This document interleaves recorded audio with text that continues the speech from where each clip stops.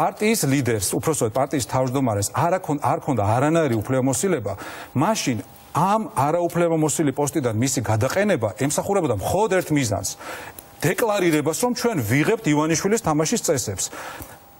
დაიწყე პოლიტიკური დევნა სააკაშვილის, კი ბატონო, გადავაყენე ის თავისი უფუნქციო პოსტიდან.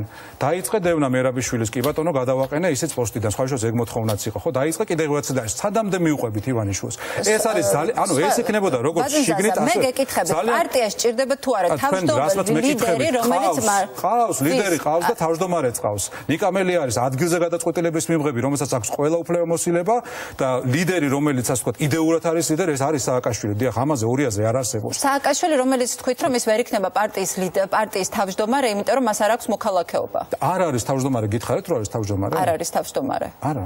არ არის თავმჯდომარე, იმიტომ რომ არ აქვს საქართველოს მოქალაქეობა. რომელიც წაართვეს პოლიტიკური დევნის გამო და ამ დევნის შედეგების მიღება, რაც იყო შემოთავაზება და რაც იყო მთავარი. სააკაშვილს წაართვეს მოქალაქეობა იმის გამო, რომ მან მიიღო უკრაინის მოქალაქეობა, ეს იყო სააკაშვილის სრულიად გაცნობიერებული არჩევანი. მას რომ არ მიიღო უკრაინის მოქალაქეობა, მას ამ დევნილობაში ვერ წაართმევდნენ მოქალაქეობას და შესაბამისად მას ექნებოდა საშუალება კანონმდებლობის მიხედვით დარჩენილიყო ოფიციალურ თავმჯდომარედ პარტიის.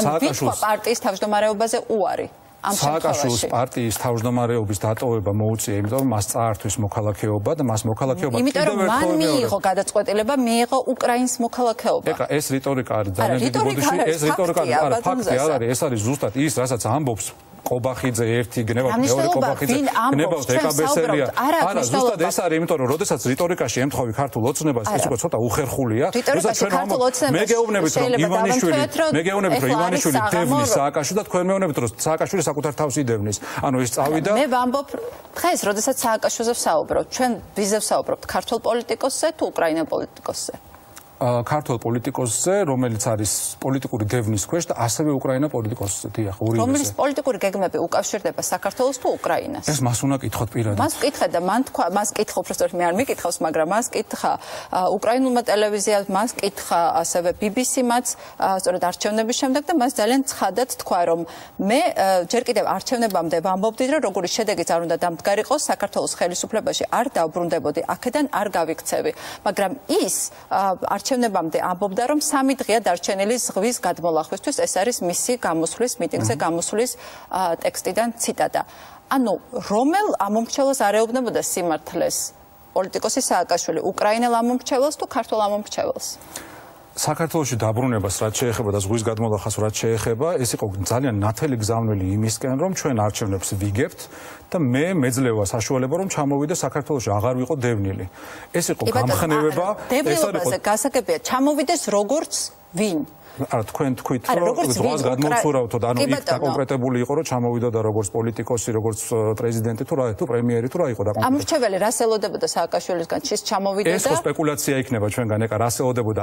ადამიანი რომელიც იყო ამ ქვეყნის თანამედროვე ქართული სახელმწიფოს შემქმნელი, იძახის რომ 3 დღეში ჩვენ ვიგებთ არჩევნებს და მე შემეცდა ის რეალობა რომლის გამოც მე ვერ ჩამოვდივარ საქართველოში შეიცვლება. ეს არის გამხნევება ჩვენი ამომრჩევლის, ეს არის იმის დანახვება რომ ეს მანიაკი რომელიც დღეს ქვეყანას მართავს არ არის უძლეველი და ნამდვილად არ არის უძლეველი, ჩვენ არ ვაპირებთ რომ მასთან business as usual რეჟიმში ვიყო და 2030 წლამდე უყუროთ როგორც ბევრი აპირებს მასთან თანამშრომლობას და ეს იყო ძალიან ნათელი და სწორი გზავნილი. გასაგებია, მაგრამ ამომრჩეველი, ანუ თქვენ ამომრჩეველს ეუბნებით რომ მიხეილ სააკაშვილი ჩამოვიდოდა საქართველოში როგორც გამარჯვებული პარტიის ერთ-ერთი ლიდერი, მაგრამ ის არ გააგრძელებდა პოლიტიკურ ეს უკვე სპეკულაცია არა, თქვენ არაფერს არ ვამბობდით, თვითონაც არ უთქვამს ესეთი რაღაც. მათ თქვა რომ ჯერ კიდევ არჩევნებამდე ვამბობდი, როგორი შედეგიც არ უნდა დამდგარიყოს, საქართველოს ხელისუფლებაში არ დავბრუნდებოდი, აქედან არ გავიქცევი. ეს არის ციტატა და ეს არ არის სპეკულაცია.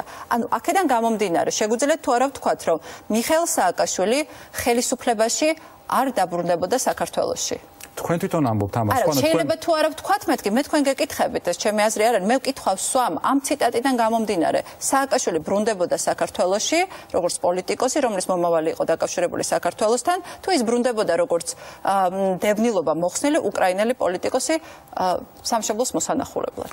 თქვენთვის ეს არის მნიშვნელოვანი, როგორ დავაფასოვებთ ამას, ანუ მე თქვენ მითხარით რატომ თქვაო, რომ 3 დღით ადრე რატომ თქვა, რომ ჩამოვა საქართველოში. მე გითხარით რომ ეს რატომ თქვა, გითხარით რომ ეს იყო სწორი.